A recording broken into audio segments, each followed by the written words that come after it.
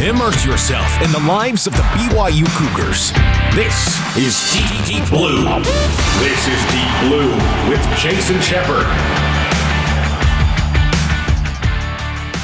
Thanks for tuning into another edition of Practice Chats on the Deep Blue podcast, where we get to know some of the BYU Cougars after practice. I'm Cleon Wall, and today's guests are BYU football long snapper Garrison Grimes and punter and extra point holder Sam Vander Haar. Garrison, you transferred to BYU during the offseason. Sam, you have been at BYU for one season. What has it been like for you to try and sync up? And we'll start off with Garrison. Yeah, it's been good. First coming in, the biggest thing we just needed to do was get reps, and Sam was great about that. Will was great about that, just making sure that we get out and do maybe 50 reps in a day just so that we can be as comfortable as possible. So I know that Will's comfortable, Sam's comfortable, and we can go out and not worry about it on game day and perform to the highest of our abilities. What about you, Sam? Yeah, just to echo that, it was a pretty smooth transition with guys having so much experience. So, it was really just a matter of getting reps rather than sort of changing too much. Just getting Gary sort of familiar with the scheme that we run. And then, it was sort of pretty smooth from then onwards. Okay, wait, we can't go any further. Did you just call him Gaz? Gaz, yeah. Sorry. It just rolls off the tongue, yeah. That's No, I get it. Okay, so do you respond to Gaz? That's what I do. No, I do, yeah. Did you respond? Used to it. I was going to say, did you respond to it before you got to know Sam? I've never heard it before. I think it's an Aussie thing, so yeah. Okay. Sam, what has it been like switching long snappers from last year to this year? And the only reason I ask this is because a lot of times receivers will say, new quarterback, I have to get used to how the quarterback spins the ball, how fast it comes in, things like that. What has it been like, getting a new long snapper? Yeah, it was a little adjustment. Obviously, Gary's phenomenal at what he does, but as I said, I was pretty familiar with Dalton at the time, so it was literally just a matter of the timing, I think. The timing's always a little different between snapper to snapper with speed and, the tightness of the spiral, things like that. So, it wasn't a huge adjustment, as I said, with all Garrison's experience. So, it was really just a matter of just understanding the speed differences, I would think, as Gary obviously rips him in there. So, but once we had that down patted, it was pretty easy from there, pretty smooth. So Garrison, here's one thing I need to clear up. Do you do it for both extra points and for punts? Yes, I do. Okay. So I want you to detail that for me, because to me, from an untrained eye, and I am an untrained eye, you have the one for extra points, and extra points, it has to be low, or at least low enough, so it's not like going over Sam's head. On the other hand, when you have punts, you have to get it where it's in a nice spot for him while he's standing up. Kind of give us an idea of how your technique or what you do different to make sure that you get it to him at the right place for either extra points or for punts. Yeah, so field goals are a little different. It's more of like a free throw in basketball. There's not as much leg movement, but a big thing for field goals as well and extra points is making sure that you have the same rotation every time so that when Sam catches it, the laces are out. And that just makes it easy for Will, so it's less movement with the ball and he's able to feel comfortable going through. Kind of like I was saying the whole time. The goal is just to make it smooth and comfortable for Sam and Will, and that's my job. And on punt, obviously, snap time is important, but we don't focus on that as much just because that's something that I feel like the Lord's blessed me with, and just being able to rip it back there like Sam was saying. But how fast do you rip it back there? Have you ever done, how fast it's going to get back to Sam? Average snap time last year, I averaged 0.67, 68, but I don't know if you know what that means, but it was, yeah. Well, it sounds fast to me. Yeah. But same thing. I just want Sam to feel comfortable going out there so that he can perform at the highest of his capabilities. So there's not a ton that changes. It's just more crunch and legs through that as well, and making sure I'm getting through the spot on that. Okay, Sam, what's the perfect ball to receive before you kick it? What's that perfect ball that you might get from Garrison that will lead to potentially the perfect punt? Yeah, I was saying to Gaz pretty early on, with our scheme being a rollout scheme, it's slightly higher than probably what it would be on a spiral. So I was trying to say just sort of aim at the numbers on my jersey. It just allows me to have the vision to be able to sort of read the rush and to be able to slow down as well. I guess the luxury of having a fast snapper is that it allows me to sort of take my time a little bit, which then results in more consistent punting. So I would say that good lead, because obviously we lead on our snaps a little bit, and then obviously, sort of around that mid-drift range is kind of where I like it. And yeah, I would say that Gaz is pretty excellent at that. So, when you guys are, give us an idea of what practices are like, because you said, sometimes we need to come out here and you spend a little bit of extra time today. Granted, the stuff I saw was extra points, but I'm just saying, what does that look like? What do practices look like for you? How do you critique how things are going? And do you guys maybe not critique each other, say, okay, that one was good, oh, that one was a little left, or anything like that? Yeah, Tuesday, Thursday, Saturdays are obviously our kick days, and Wednesday can be some drill work, Monday can be some drill work as well. But on our big kick days, we'll come out, we'll have a couple periods where we have field goal, punt, kickoffs, and then that's kind of when we have the game-like reps with the whole unit. And then obviously the rest of practice, we're by ourselves, so we'll make sure we're going out, we're getting run-ons to make it game-like, we're getting extra reps throughout practice.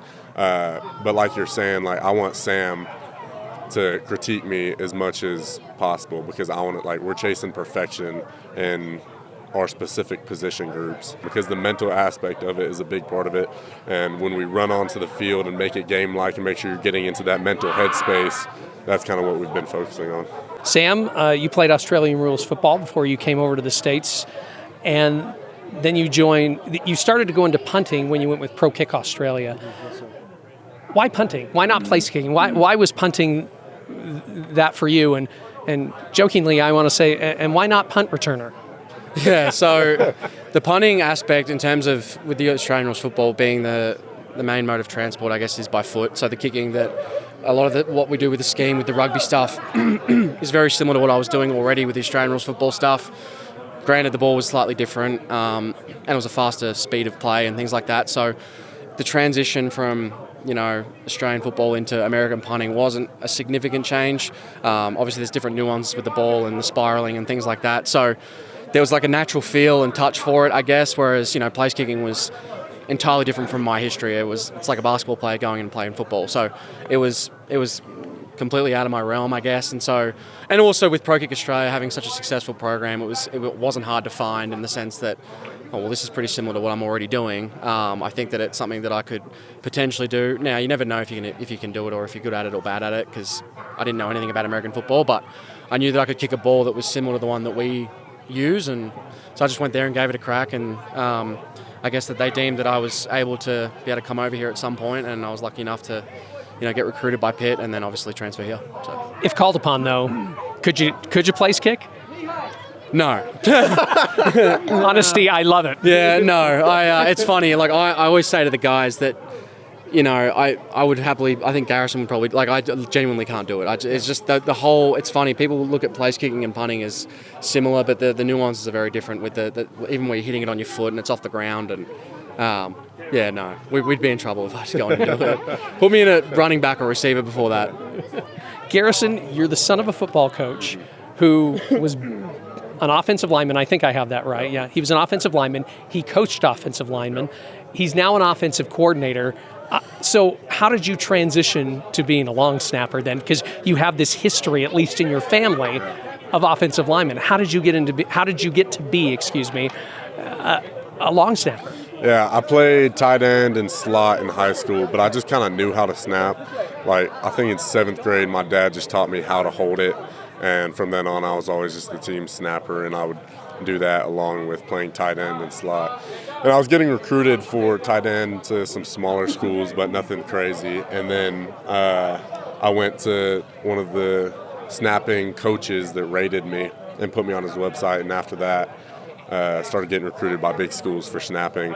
And my dad, I had an offer from Baylor prior to my dad getting hired there, but they weren't one of my top schools. And then once my dad got hired there, it kind of made the decision easy. And I just went there and decided to play long snapper. I'm curious, and I want to ask both of you guys this, the mental aspect. You kind of mentioned it, the mental aspect of both of your positions. It's not a very physical thing for you, except for kicking the ball. I guess if you run the ball, it's going to get physical. But I mean, in reality, how much of it is it really? I know it's repetitions, but how much of it really is mental for you as a punter and you as the long snapper? Yeah, I would, in terms of quantify percentage, it's very difficult, but I would say it's definitely more mental than physical. I think that game day, it all happens so fast. I mean, the whole operation's about 2-2, so within 2.2 seconds, what we've done is already over. So you don't really have time to think in the moment of doing it, and so that's kind of why getting reps at practice and the hundreds and thousands of reps you get over the summertime is so important, because you don't have time to think when you're out there, and I think that as a specialist, I'm sure guys will say the same as a snapper, that if you are thinking, you could probably get in a bit of trouble, because you start overthinking about the crowd and maybe if the ball's wet or if wind or whatever it may be. You really just have to lock into your technique and like what you do. And I know for me, all I really say to myself before I punt is up and through. That's just something I say to myself, which is a key point for me to just get up and through the ball, and that's about it really. And I think that if I do that in my head, I feel like we'll get a result that we'll be happy with as a team. And so everyone has their little things that they say to each other or themselves, but for me, I actually feel like once Gary and I are out there on the field, it feels a lot more peaceful for me than maybe practice even, just because it's one of one. It's not really like 5-6 reps like a period.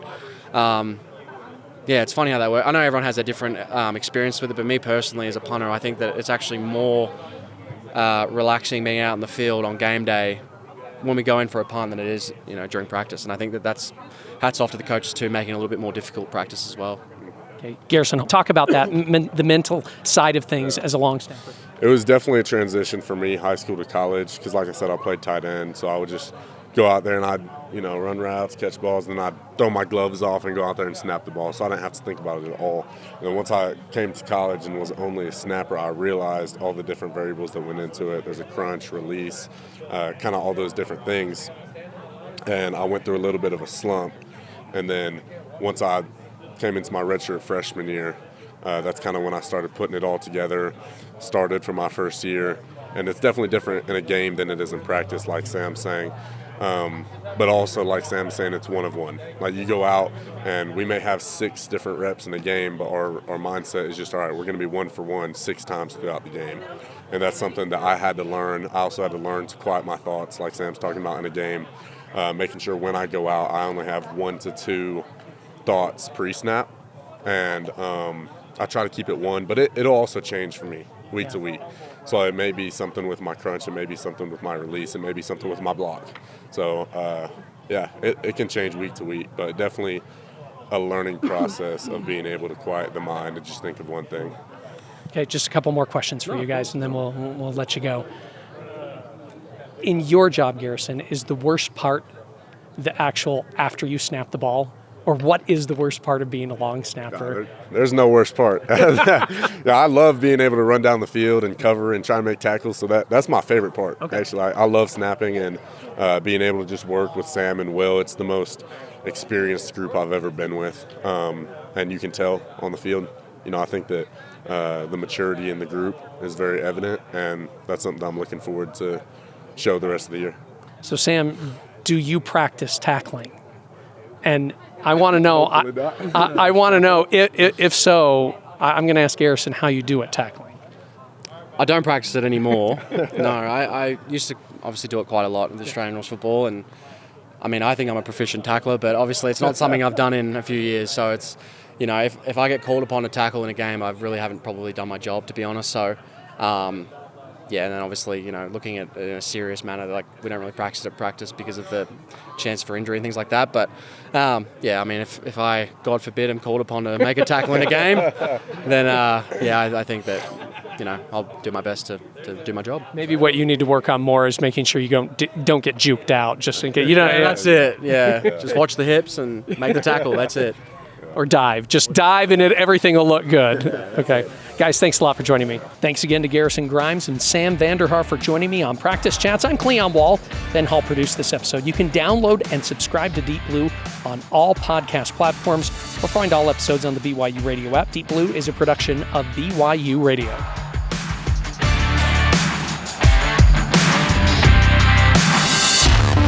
Woo!